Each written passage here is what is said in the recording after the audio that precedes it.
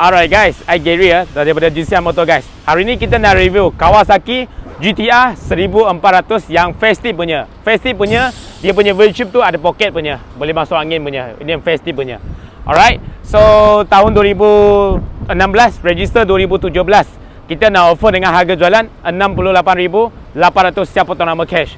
Alright, ada free warranty setahun bagi korang TNC. Kalau buat loan credit, minimum deposit 100, bulanan 1,200 selama 7 tahun estimate. Kalau ada credit card, limit kalau cukup boleh bayar guna credit card. Kita installment dengan bank korang up to 5 tahun zero interest. Boleh PM kita untuk dia punya TNC guys. Alright, kalau nak jual motor, nak trade motor pun boleh PM kita. Penghantaran seluruh Malaysia boleh diuruskan, termasuk Sabah Sarawak. So kita tengok motor. Okay, first owner dah buat warna putih. Warna putih tu memang cantik lah. Dah buat warna putih. Side mirror macam kereta standard. So yang festive punya, dia punya depan ni ada pocket. Okay, ada windshield dia ada pocket lah. Ini kelebihan dia kalau festive punya. Lepas tu electronic adjustable punya windshield. Kemudian headlamp pun cantik. Alright. So tayar depan pakai Bridgestone Battleax T31 touring punya tayar. Masih ada 95%. Tayar baru tukar, tak lama. 120/70/17.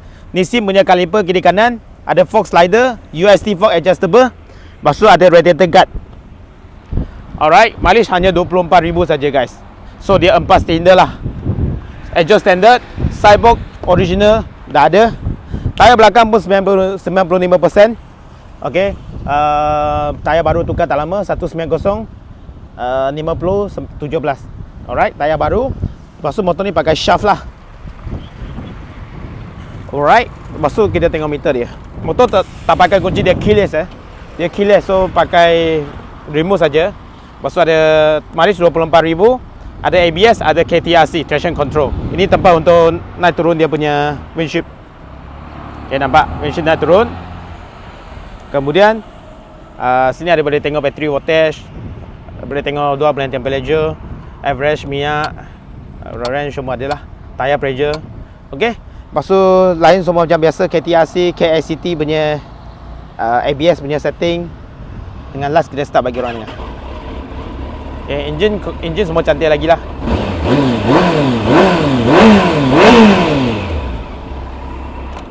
Alright, kalau korang tengah cari GTR 1400 yang festive, ABS, KTRC punya, boleh jumpa kita.